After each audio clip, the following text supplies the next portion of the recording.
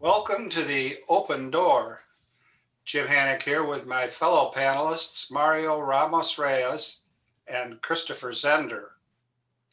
Today, we discuss the ongoing pro-life struggle, including nonviolent direct action. Our special guest is Monica Migliorino Miller, the Director of Citizens for a Pro-Life Society. She holds graduate degrees in theology from Loyola University and Marquette University.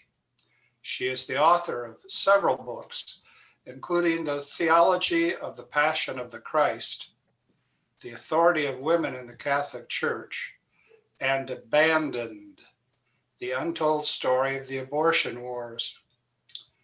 Now she's helping lead the efforts of Red Rose Rescue. Let's, as always, begin in prayer. Come, Holy Spirit, fill the hearts of your faithful and enkindle in them the fire of your love. Send forth your Spirit, and they shall be created, and you shall renew the face of the earth. O God, who has taught the hearts of the faithful by the light of the Holy Spirit, grant that by the gift of the same Spirit, we may be always truly wise and ever rejoice in his consolation. Through Christ our Lord. Amen. Well, why don't we begin at one of the beginnings? What led you to pro-life activism? Okay, well, I actually got started in the pro-life movement when I was very young. I was 23 years old, and I was still living in Carbondale, Illinois. I got a degree in theater from Southern Illinois University, but I hung on there for probably a good year after graduation, and I went on a retreat at the Newman Center. And during the retreat, I met a woman named Shirley Parks. And Shirley was involved in something called the pro-life movement. Now, I had never even, here we are 3 years after Roe v. Wade, right? This was 1976. And now everybody is doing the math here, I'm sure, but I became friends with her, and she just introduced me into the movement and dragged me off to meetings, and she gave me good books to read. So I had my initiation. She gave me Abortion and Social Justice by Hilders and Horan, which actually came out before Roe v. Wade. I think the date on that book is 1972. And the Wilkie Handbook on Abortion, which was like, but back in the day, the Bible for pro-lifers, the go-to resource. And then I moved from Carbondale to Chicago in 1977 to study for my degree in theology. So I went from theater to theology. I was just going through the THs. But in any case, I was again a woman, Marcita Hecht. She was a very devout parishioner at St. Ignatius Parish in Rogers Park, Chicago, where I lived. And of course, that was the neighborhood where Loyola is located. And again, she dragged me off to a meeting, and it turned out to be a meeting to plan a sit-in. Little did I know. And the organizer of that meeting was Joseph Scheidler, who was at that time the executive director of the Illinois Right to Life Committee. So it was after, full speed ahead. At that point, I was 24 years old. By the time we did that first, we sit in, that's what we called them back in the day. Until we adopted the biblical language, but I participated. So I was 24 years old, and we we did the sit-in at the Concord Medical Services abortion center on Grand Avenue in Chicago, and that was March 11th, 1978. So trial by fire, so to speak. And the thing is, I didn't have, Jim, I'm thinking, why I had virtually no hesitations, when time came to, all right, who's willing to risk arrest at that initial meeting at the Illinois Right to Life Committee, I just immediately raised my hand. Okay, I'm in. What excuses did I have? None. I wasn't married, had no children. I was going, studying for my master's degree at that point. And so we did the rescue and, or sit-in. And I got hooked, I guess you could say. I've always felt the unborn who are scheduled for abortion have a right for someone to, in some practical way, prevent them from being put to death. And always we feel very strongly in a nonviolent manner, because we also have to reach out to their moms. Abortion is a very unique kind of murder. The victim is inside the body of another person. And if she's not reached, if she's not persuaded, if she's not helped to make a decision to carry that baby and reverse her abortion, the baby's likely still going to die. So it's very important for us to also keep that in mind whenever we're doing a rescue. Is this is for the mom and the dad, if the dad's there and he's involved, as well as, of course, primarily for that baby. But that's very important to us. And so I started to do rescues. The next one was in let me think about this now. Was just a couple of months later, in 1978, at the Albany Women's Health Center on Irving Park Road in Chicago, and 8 of us participated. And so in any case, I started to lead rescues and organize them on my own very early. And then I founded Citizens for a Pro-Life Society in 1985. It might have been a little bit earlier than that. I was still living in Chicago, and at that point, I had graduated from Loyola with my master's degree, and I was teaching theology at Madonna High School for Girls on Pulaski and Belmont in Chicago. It was an all-girls school, and continued to organize and to participate in activist activities and a lot of sidewalk counseling in particular.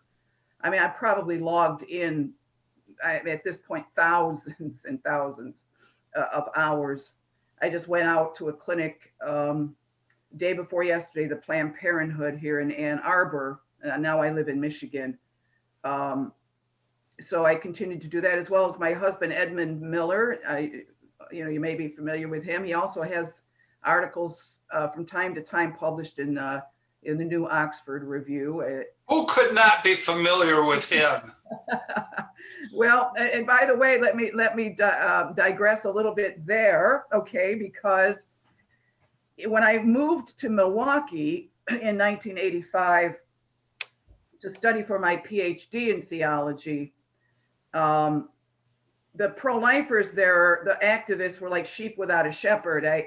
And they immediately, the pro-lifers, the activists, globbed onto me, and because they knew I knew how to organize stuff, and they wanted to do a rescue. So we organized the first rescue in Milwaukee on March, let me think now, what was the date? March 8th, 1986.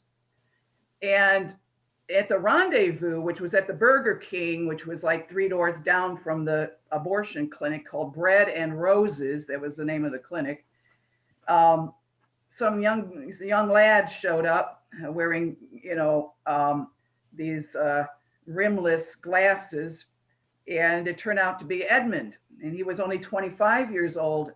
Both of us were students at Marquette in Milwaukee, but I had not met him. Somebody else recruited him, and he showed up at the rendezvous, and he wound up participating in the rescue. And it turned out that he is the son of William D. Miller. And yeah, and the William plot thickens. right. The youngest son, the youngest of 8 children. Okay. And William D. Miller was very, very good friends with Dorothy Day, and wrote her biography, for which he was nominated for a Pulitzer Prize. He didn't win the prize, but he was nominated. And it's very ironic too, because maybe a couple of years before I met Edmund at that rescue that day, I had bought my brother his father's book for a Christmas present. And I said, wow, I can't believe it. I'm in the presence of royalty here, okay? So Edmund and I immediately became very good friends, and wound up getting married. We're still good friends, but we're married now. We have three beautiful, fantastic children.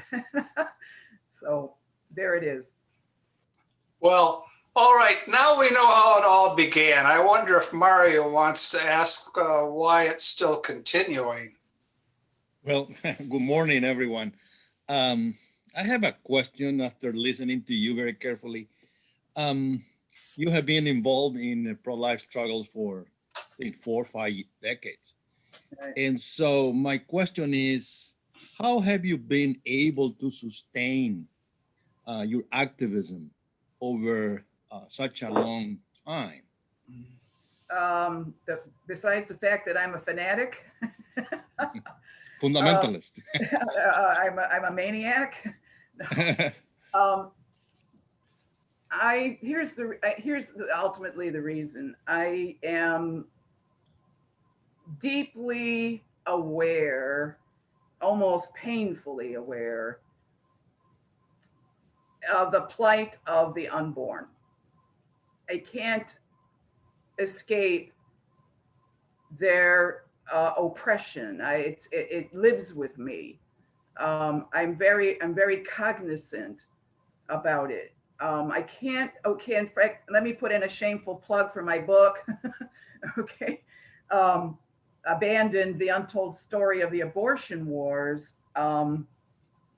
St. Benedict Press had the guts to publish it, but I say in the book that there comes a point in your awareness of the plight of an entire people group that is under the law named non-persons. Now, here's the thing, this makes abortion very unique. Are there other forms of injustice? Of course, terrible injustices, absolutely. But in our country, the only class of persons that are actually named by law to be non-persons and who are literally stripped of their right to exist are unborn children. And at the absolute complete whim of their own mother, they can be put to death. And I'm very cognizant of that. And so I can't, in my book, I say, with this awareness, I can't live a normal life anymore. I can't have a normal life. You can't live a normal life when you know that this horrific injustice goes on every day. Almost 3,000 unborn children every day are exterminated. And I wish I could be normal. I wish I could relax. I wish I could be at peace. But that's, and of course, this is the other thing, I don't have, a lot of people ask me, how, maybe your very question, but I don't have a dramatic conversion story. Okay. I'm not an Abby Johnson. You know, I've been a Catholic all my life. And I always knew innately based on my faith that abortion was wrong. I didn't have to be convinced. There was no period where I had to be taught. I didn't have to be convinced. So my path from a spiritual, intellectual awareness that abortion is wrong to doing something about it was a straight line. So I didn't have any detours. I didn't have to, convert myself. So for that reason, it was smooth. It was a smooth path to knowing it's wrong to doing something about it. Hope that answers the question. Yes. Christopher, you want to take, should we have Christopher take us forward a bit? Sure. I've never heard of Red Rose Rescue. I've heard of Operation Rescue. Are they the same sort of thing, or they're distinct? What is the distinction? What exactly does it do? Okay, that's an excellent question. There is a difference in technique, shall we say, in approach. And back in the day when rescues were at their peak, and you're looking at the 1980s into the early 1990s, so approximately a 10-year period when we're at the peak, where literally thousands, and I might even be able to say tens of thousands of pro-lifers, what were they doing? We would block the door to the abortion center. So we would actually prevent the operation of the clinic. We would stop the process. And the more the merrier. The more people you've got blocking the door, it could take hours for the police to remove everybody. Speaking of which, our group kind of perfected what we call the car rescue, where we actually would pile junk cars in front of the door of the abortion clinic. And I talk about that in my book. And then we would chain people to the cars. So there was a very long process where, the police department and fire department or whatever would have to come out and cut everybody out. And we would shut clinics down for the whole day. We decided, now here's the thing, Christopher, 1994 is a very pivotal year for the pro-life movement. Bill Clinton was president, and the pro-abortion forces found a way through Congress, you may be aware of this, to pass a federal law, the Freedom of Access to Clinic Entrances Act, which ramped up the penalties for anyone who prevented ingress and egress to for a woman getting, wanting reproductive rights or whatever. So that was one of the reasons, not the only reason, but a very, very big reason that almost overnight shut down what up until that point had been a very vital, very vigorous, thousands of people participating in rescues. A lot of us then got married. Edmund and I got married in 1989, and now we're starting to have children. And I'm telling you, going to jail and having children, it doesn't really mix, okay? And I, by the way, talk about that in my book, okay? Because I did a 7-month jail term when I had a 4-month-old child. So there's that. So a lot of our leadership fell off.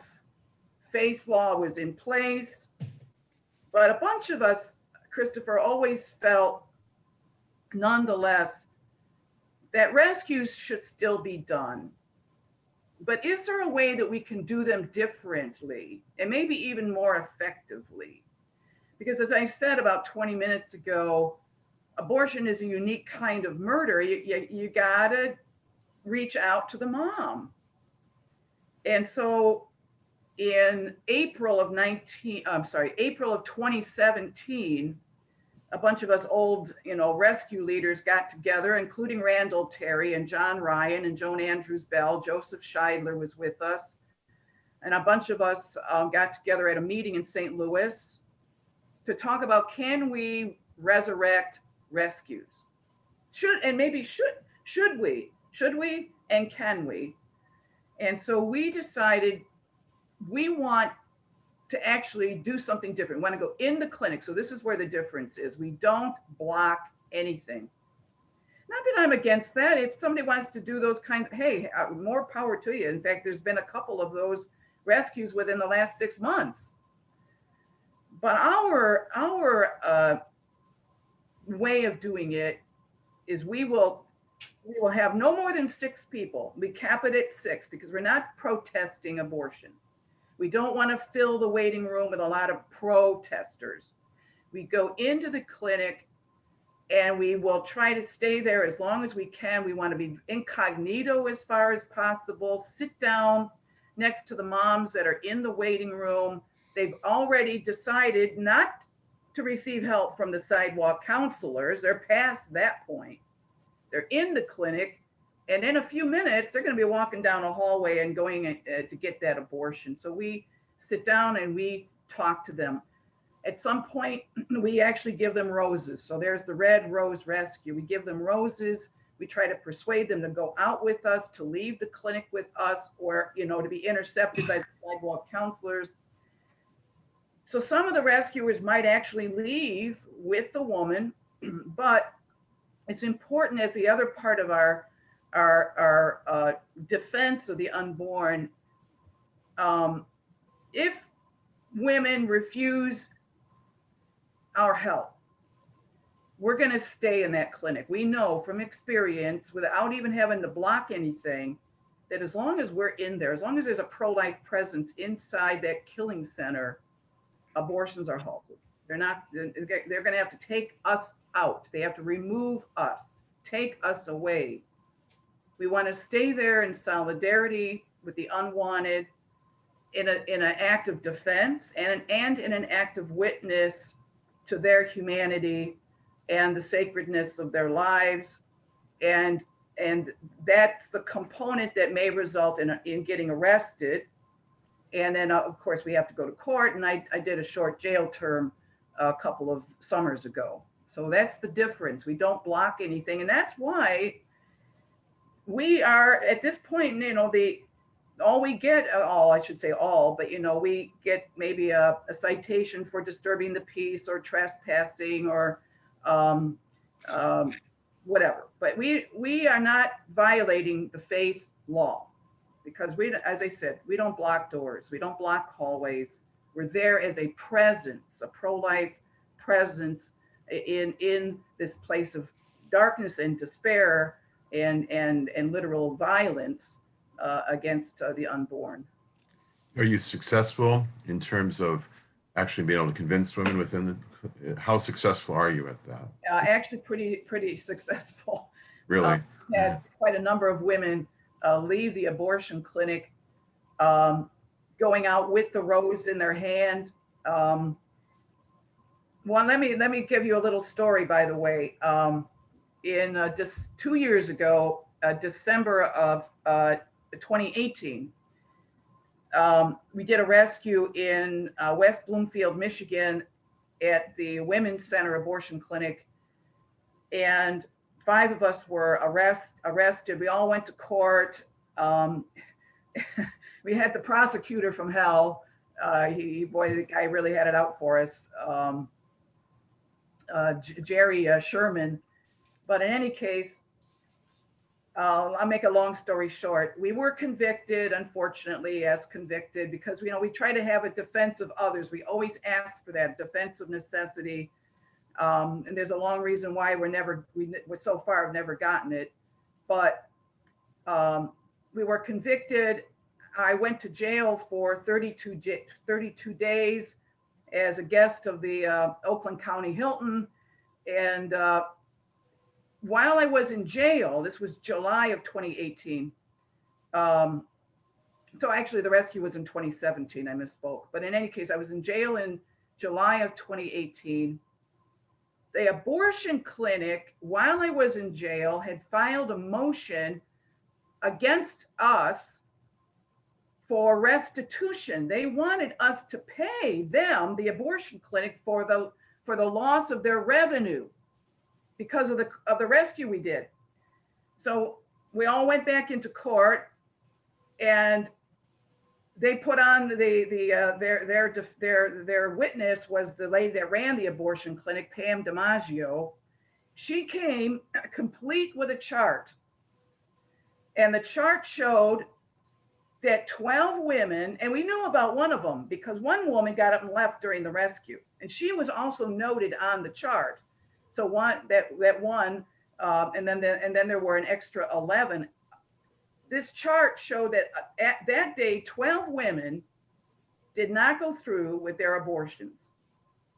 And even the clinic tried to call them back to get them to come back, and none of them went back.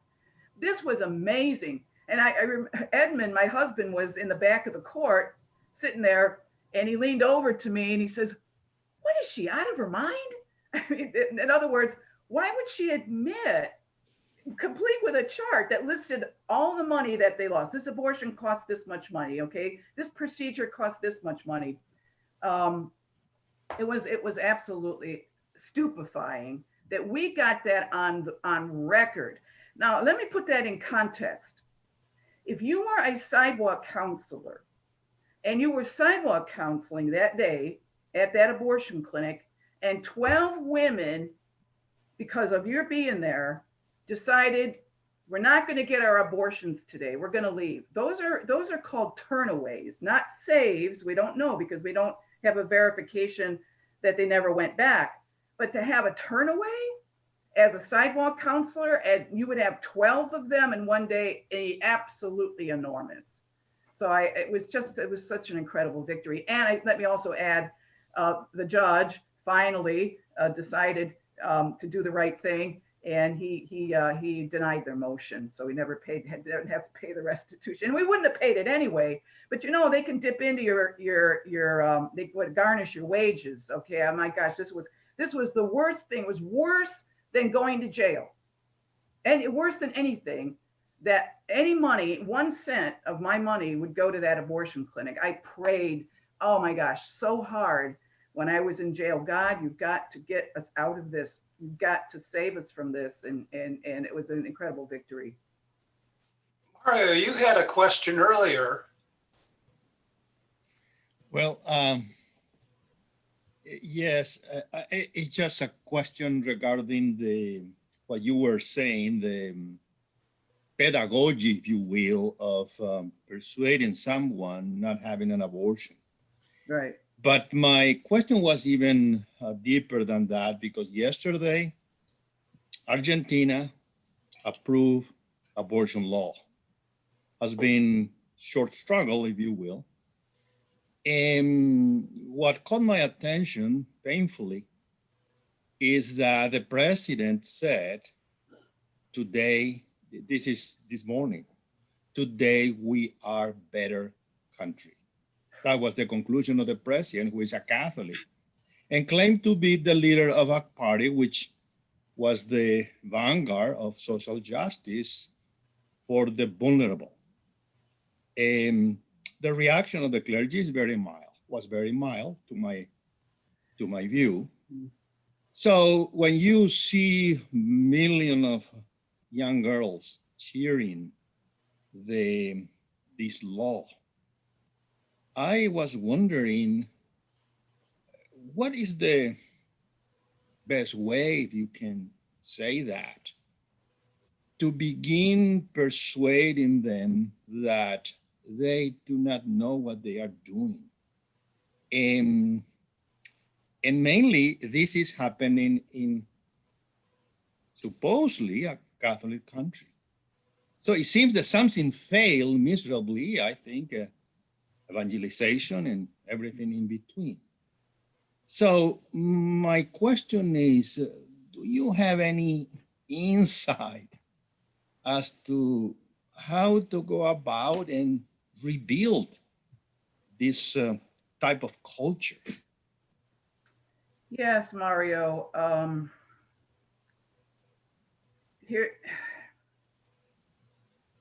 Frankly, I think we have to start with the church. And if Catholics are not re-evangelized on the injustice and the sin of abortion, I don't think we're going to see a change in the culture. And look at what's happened in, who would have ever thought that a country like Ireland would be devoured by the abortion monster, but it happened. But you see the weakness of the church and the how shall I put it, the enormous erosion of influence that Judeo-Christian teachings and ethics have on secular culture these days. That is our biggest problem. And if the bishops and the priests and the catechists and the professors and the writers have to re-evangelize the flock. And once the flock, okay, now a case in point, this past election, maybe people see this actually as somewhat of a sign of hope. Okay, I'm not talking about the Trump, Biden election. 51% voted for Trump. 50% or 49%, I think it's 50% Trump, 49% of Catholics voted for Biden. Now, those are self-identifying, okay? They say that they're Catholics, okay? But how deep is the faith? Are they going to church? When's the last time they went to confession? What's their level of devotion? Do they have an active prayer life? Are they involved in Catholic apostolates? So I think that there's a dynamic between the lack of faith, even among those who identify as Catholics, and come on, how far do we have to look? Biden identifies as a Catholic, and he's as pro-abortion as they could possibly be, all the way up to birth, and he wants to codify Roe v. Wade. So, we see this, as I say, this continued erosion of Catholic influence, the influence of Judeo-Christian ethics in our culture. And so what happens then is, what fills the void? I mean, what is why are these women cheering? Okay, they believe that abortion is a form of women's liberation. And now Argentina's kind of with it now. We've caught up. We're not a backwards country anymore. We're not tied to those old white bishops, anymore. We're free to make our own decisions, free to decide when we want to have children, free to have as much sexual activity as we want, and we don't have the same burden and the same restrictions as men do. When they go and have intimate relations, women are now liberated by abortion. That's how they see it. Abortion is a form of power. That's what they want. That is exactly how they see it. It's power. And it's very, very toxic. But they're drinking it. They're swallowing it whole. And it's inebriating the culture. And this is the thing that you're ultimately fighting. And then underneath the drinking of that cocktail are these hidden bodies. Now, why is it so hard to advocate for the right to life of the unborn? I've given a lot of thought to this, and I've been up close and personal with aborted babies. I've taken thousands of them out of trash dumpsters. I've photographed them. I buried thousands of them. I know what they look like. I know what it's about. But the unborn are invisible. That's their primary plight, being unseen. You're not going to see an unborn child unless you want to see an unborn child. In other words, you've got to look at an ultrasound. You've got to open a book on fetal development. You've got to surf the web to go to find the pictures of the Nielsen photographs or whatever. But if you don't take the time and expose yourself to the humanity of the unborn, they remain hidden. Women are getting abortions in abortion clinics. They never even see their baby. It's invisible. It's a nothing. It's a non-entity. And these babies can't march in the street. They can't riot. They can't vote. They can't lobby Congress. They can't do anything. And so we have, that's the problem, and it's a big one. It's huge. That's why we believe in showing the pictures. Expose the reality of abortion. Make that baby real to our culture, so that they ultimately we should be horrified that anybody would dismember, cut apart, suck out, do all this incredible violence. But if you don't see what you're doing, you can pretend you never did that. You can pretend the baby never existed. You can go on with your life. And now I'm free. I'm liberated. I've got power. And that's what you're fighting. It's a big battle. But again, you got to start with the church. I don't have the magic bullet. I don't have the silver bullet, to end it. But that's the key thing. The absolute key thing is the Catholic Church has got to stop sleeping through a Holocaust and get with it and take the risks that are needed in order to end the slaughter of an entire people group. So you see, you kind of got me going. Oh, I'm glad that you got going. I want to add another dimension, though. We call this show The Open Door, but we might also call it Radio the American Solidarity Party. Uh-huh. So I want to address the political dimension here. There's a scripture that tells us about the exorcism of devils. And the difficulty was it didn't take devils worse than the devils that were in return to this place. And you're a theologian. You ought to be able to give me the text, but I can't give you the text, but I know the message. I know the message. Find a good concordance, and we're yes, and it's related to, I guess, the account in Thomas Aquinas on tyrannicide. His own brother was executed for anti-state activities.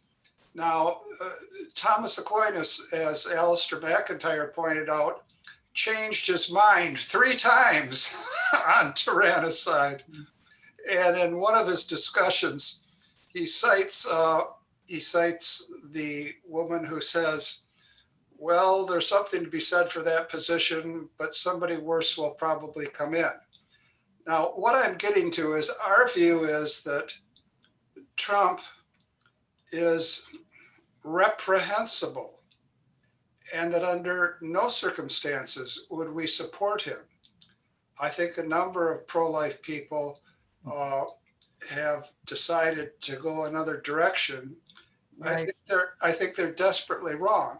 But now we have the new devils coming in. And we would say that these are every bit as bad as the old devils, and they have better public relations. So as the new devils come in, what do you think is going to happen with the nitty-gritty prosecution of people engaged in direct pro-life action? And what do you think is going to happen with the so many crisis pregnancy centers we think here in California? Fortunately, we didn't have to advertise abortion clinics inside the pregnancy centers because we had some sympathy upstairs. That's all gone. So things are going to become very bad. How bad do you think they're going to become? What ways are they going to manifest themselves? And could you talk a bit about this nest of questions? Well, I think one thing that we need to be, and hopefully the bishops will finally just get it, but I think that the erosion of religious liberty, frankly, is something that's going to be a real threat with the new administration. And we can see through the Department of Health and Human Services, how shall I put it, in the Obama mandate once again is going to probably rear its ugly head. It was somewhat muted during the Trump administration, but it's going to come back. And one maybe source of comfort, if you will, is the new federal judges that have been put into place during the Trump administration will be somewhat of an obstacle to the goals of a pro-abortion, anti-religious liberty administration that I think we really need to be, in terms of what Biden and Harris are going to be all about. They're going, I think we need to take this very seriously. They're going to put in the most radical, extreme advocates of legalized abortion that we've never seen before in the last 47 years. That's what we're facing. The only thing I can say is that we need to have a very strong spinal column. We need to be ready to face serious persecution in these areas that I've just mentioned. Maybe somehow, because we do live in a free republic, supposedly, there's only so much damage they're going to be able to do. But I think we do need to be ready. Sobering. Yeah. Mario? Yes. I want to know, you are not only an activist, but also a scholar. So they tell me. Right. Yes. So what are the main themes that you write about as a scholar? Well, I write about, I guess you could call it sacramental theology. My dissertation, which also, shameless plug again, my dissertation is out in book form, Sexuality and Authority in the Catholic Church. And I would not only characterize it as a sacramental, one may say a theology of the body, okay, approach, but it also is what I would also characterize as an ecclesiology. Okay, what is the nature of the church? And then what is the nature of the male priesthood in relation to the church as feminine? Okay, and let me credit, by the way, much of my theological thought owes a debt to a very great theologian, Father Donald Keefe, SJ. I hung out with the Jesuits. I hope you don't hold that against me. But my degrees are from Loyola in Chicago and Marquette in Milwaukee. Father Keefe died a couple of years ago. But the idea that the structure of the order of redemption, how is it that we're saved? We're saved by a covenant. So one may say covenant theology.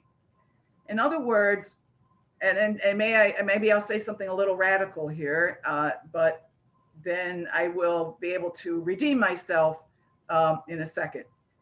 I'm very fond of saying to my students, because they think it's a trick question, but I ask them, is Jesus saving the world by himself? And of course, they all think, oh, he's Jesus, he's God. Why, of course, right? Who else would be saving the world, right? Well, the answer is no. Jesus is not saving the world by himself.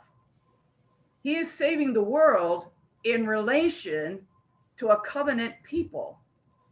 And so the participation, the response is necessary in order for the covenant of redemption to exist. And it's not that God is taking over your voice. God is not answering for you. Now, grace gives you, because it redeems your will, it gives you the ability to orientate yourself to say yes, but your yes is also incorporated into that covenant of redemption.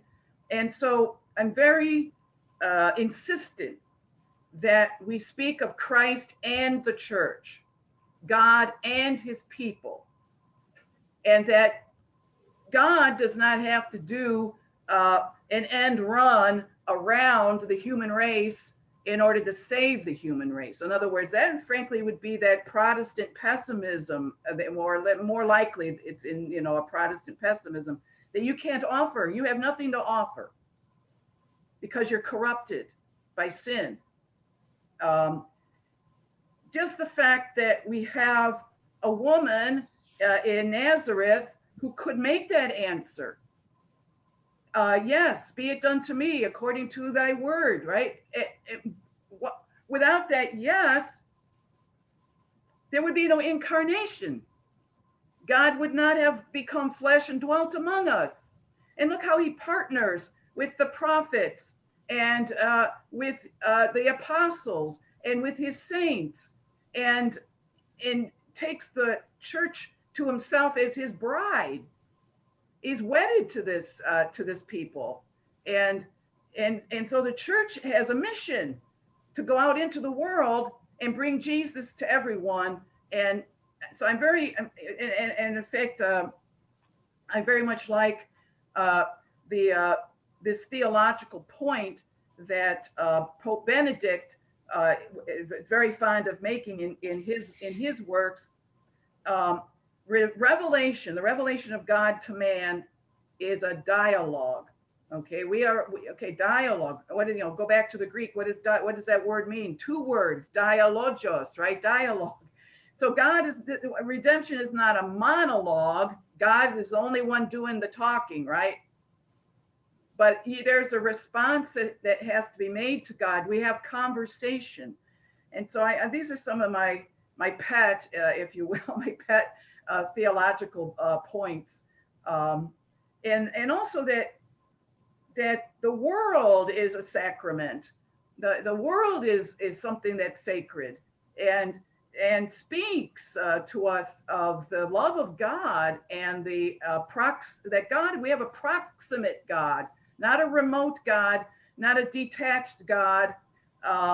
If you like that, well, then you can go run around with Plotinus, okay, and the Platonists, but a God that is one with his material world, literally, and so those are some of my, as I say, my pet theological ideas, Mario. Christopher, thoughts on this? Yeah, I'm very happy to hear you say what you said about the church, because it reminds me of what Ephesians. I just happen to have my copy of the Bible with me, so next to me. But he's in Ephesians, Paul says he has put all things under his feet and has made him the head of all things, over all things for the church, which is his body, the fullness of him who fills all in all. That's a striking passage. I think it's the church is the fullness of Christ. Yes. We would tend to think Christ is the fullness of the church, but no, the church completes Christ. Oh, Christopher, you're singing my song. And again, it's exactly what I say in my book, Sexuality and Authority in the Catholic Church. And I even go so far, and I kind of audaciously, Christopher, I'll go so far as to say, in a sense, Jesus is not complete, as Adam was not complete. Right. Mm-hmm. So he's complete when he is wedded to his bride, his church, that completes him. And here's the thing, when we talk about gender, gender is a relational a reality. Jesus doesn't go eeny, meeny, miny, mo. Okay, I guess I'll be a guy. Okay, flip a coin. Oh, came up heads. I guess I'm a man.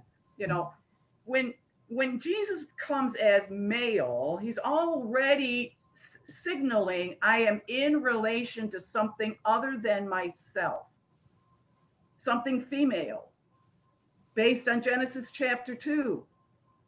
And so the church is innately feminine in relation to him. And so, of course, when I argue my sacramental theology, women are the sacramental sign of the church, beginning with Mary. Mary's the proto-church. The church is founded in the pattern of the Mother of God. So thank you. That's totally there. Well, as a lay Dominican, I find it hard to believe you got any of this from Jesuits. Very funny. Father Keith is rolling over in his grave when you say that. You mentioned the longtime Miller association with a Catholic worker. Yes. We're getting close to the end of the hour, so it's time to cite Peter Morin. Yes, Peter. And Peter said, the future will be different if we make the present different.